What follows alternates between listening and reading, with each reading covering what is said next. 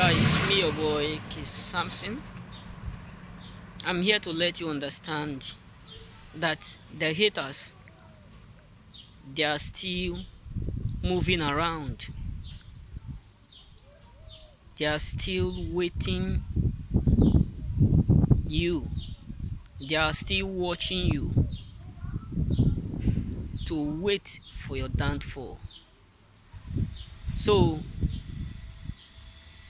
it's not your fault that you have haters. It's not your fault that someone betrayed you. It's not your fault that they talk bad of you. Listen, if you don't have haters in life, that means your glory is already covered. Because I come to realize one thing: Satan cannot fight his own. So haters cannot fight their brethren. Demons cannot fight their colleagues. And you cannot fight someone that you cooperate with. So they fight against you. They wait for your downfall. Why? Because your glory, your manifestation is beyond their thinking. So the more you become more unique, the more you do something that they themselves have never expected in your life, the more they wait for you to fall. Yes, indeed, they are still waiting for your downfall. They are still watching you. They text you and still waiting for your downfall. In many locations, we wonder why is it that those whom we love turn back against us. In many angles, we think this: why is it that those whom we help do what? Turn back against us. Why? Because they have never expected that one day you will become successful. It can be your best friend. It can be your family members. It can be your co-workers, your colleagues, your manager, your secretary, etc. So they hate you is because there is something that they have never believed that you could be able to do. They hate you because there is something they found out that they have never expected one day you will do it. They hate you because and betrayed you because there is something that they have expected from someone, and you, the thing is now manifesting in you, whereby they have never think that you will be the one that will break that yoke. It may be the yoke of what? Poverty. It may be the yoke of not getting to a point that in your family, there are people who get to that point, they fall. There are people who get to that limit, that is the appropriate limit they get to. But now, you whom they call an entity, you are lifted above that stage. You grow above that limitation. So because of that, they hate you, and you are wondering, bothering, what is going on, and why is it that people around me hate me for no reason? It's because you are now the founder of progress in your family, in your relative, in your work. Sometimes people who you work with will hate you because the manager, the CEO love you more than they expect.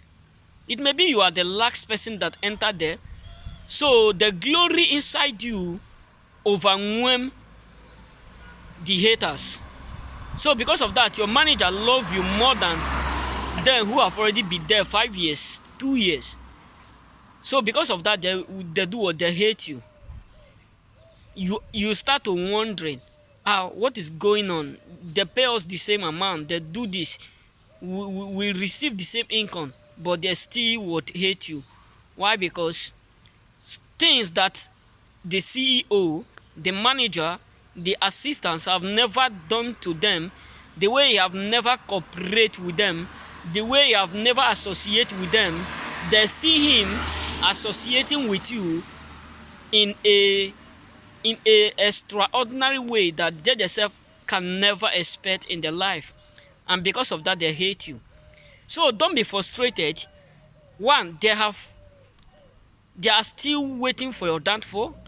They will text you and wait for you to fall.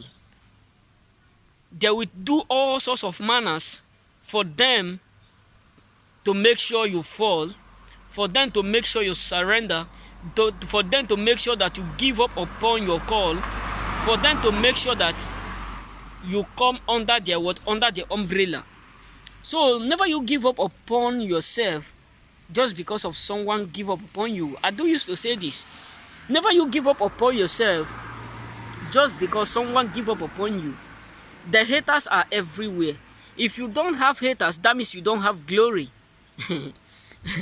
It looks so funny, but that is the fact truth. If you don't have haters, that means you don't have glory.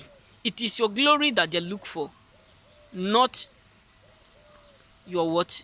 Your beauty. So your glory is a problem to them. Your glory it become a problem, a burden to them, even on your behalf.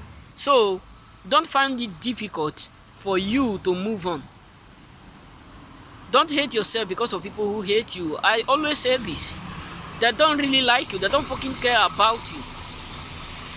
Why? Because there's something in you that is more unique beyond their expectation. So you must come to realize that they don't really like you, and they are still waiting. They have texted you. You didn't fall, but they are still waiting for you to fall. But the problem is this: winners always win. Failure will always fail. So remain tone and be blessed. Don't give up upon yourself. Don't forget to let them know that you are different among the sheep. They don't really like you. They don't really believe in you. They don't really expect that one day you become something better in life. They don't really believe that one day you become the CEO. They don't really believe that one day time will come in your life that you will meet people that you are meeting. They don't really believe that one day in your life you will do what no one have done in your family. You will do what nobody have ever did or done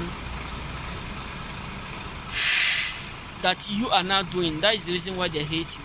They hate you for whom you are, for where you are, for what you are doing, for your glory and your progress. And they are still testing you. The test is that they want you to fail. They will set different trap. They will talk different words. They will speak. They will say all manners of speech in order for them to quench your light. But as a choosing one, don't give up, because the universe know that you are right. So don't you ever think of quitting upon your dream. I repeat, they text you and still waiting for your downfall.